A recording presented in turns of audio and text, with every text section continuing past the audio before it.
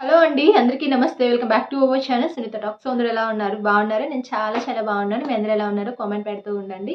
So ఈరోజు special video ఏంటి అనేది క్లియర్‌గా అర్థమైపోయింది కదా! అండ్ వీడియో స్కిప్ కొట్టొద్దు అండ్ ఎండ్ వరకు చూడండి. చాలా మంచి విషయాలు చెప్పాలి అనుకుంటున్నాను.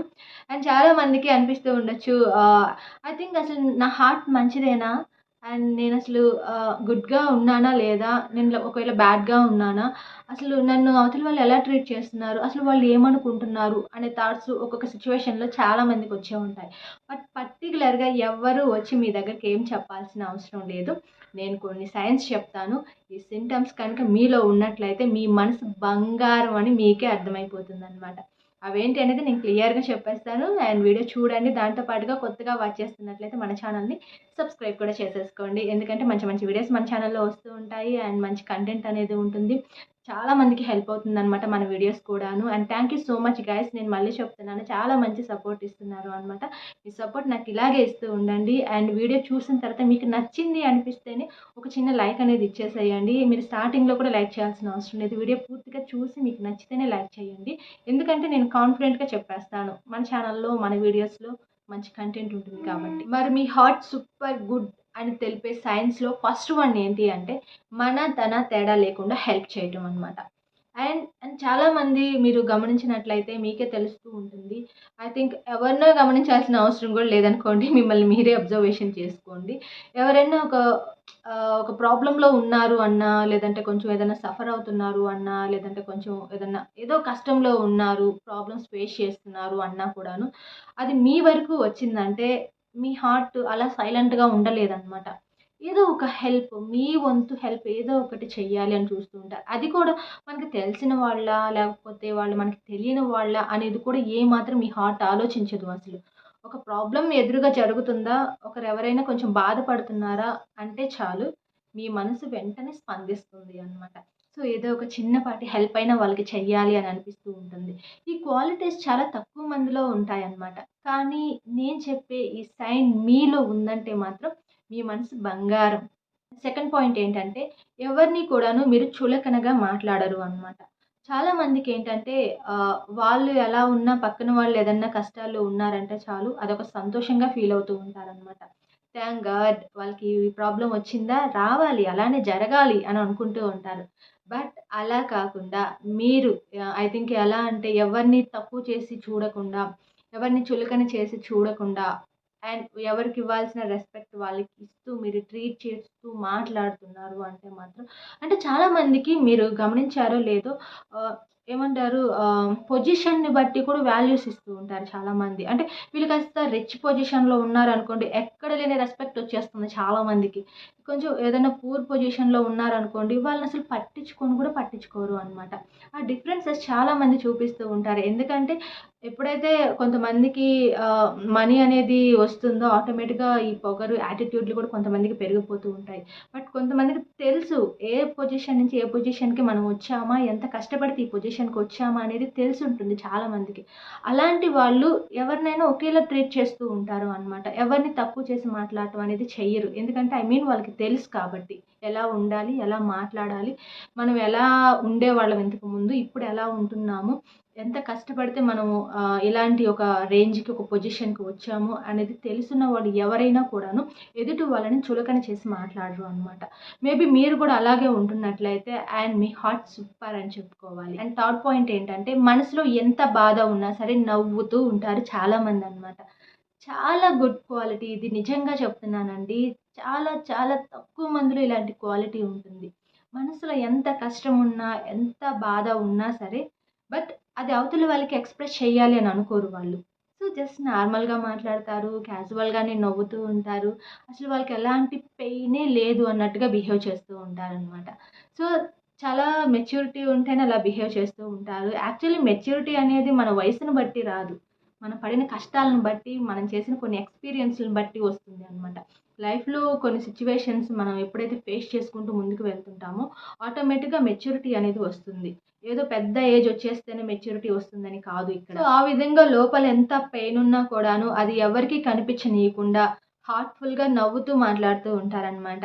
అండ్ ఇది గుడ్ సింప్టమ్ అని చెప్పుకోవాలి. మీరు చాలా మంచివాళ్ళు అని ఎవరో చెప్పాల్సిన అవసరం లేదు. ఈ క్వాలిటీస్ మీలో ఉన్నట్లయితే మీరు గుడ్ హార్టెడ్ పర్సన్ అని చెప్పేసి మీకే అర్థమైపోతుంది. అలాగే ఇంకొక విషయం ఏమిటి అంటే ఎప్పుడూ కూడాను చాలామంది మనతో ఉన్నప్పుడు ఒకలా బిహేవ్ చేస్తూ ఉంటారు. మన నుంచి పక్కకి వెళ్ళిన తర్వాత ఇంకోలా బిహేవ్ చేస్తూ ఉంటారనమాట. నమ్మించి వెన్నుపోటు పొడవటం అంటారు దీన్ని ఒక్క మాటలో చెప్పాలంటే.